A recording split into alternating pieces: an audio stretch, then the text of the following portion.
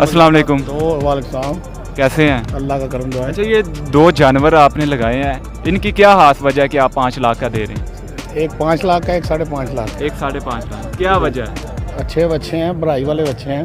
ठीक है। ये घर पाले हुए बच्चे हैं। घर पाले हुए हैं, तो घर पाले हुए हैं तो कितना आपका पूरा साल खर्चा आ जाता है इसके ऊपर? वो खर्चा लगाए तो वो तो मिलता ही नहीं ना, पानी पिलाई नहीं मिलती। ठीक है। हाँ, ये क्या शौक- खिलाते हैं इनको आप? इनको बंडा, बादाम वगैरह, मुरब्बे वगैरह। बादाम? हाँ, बादाम भी खिलाते हैं। खुद भी खाते हैं ना? और दूध भी पीते हैं ना। ठीक है। अच्छा, ये बचपन से ही पाला है इसको? बचपन से। ठीक है। काफ़ी खर्चा आ गया होगा? खर्चा लगाए तो फिर तो नहीं ना होता। ये तकरीबन कितना आ गया होगा?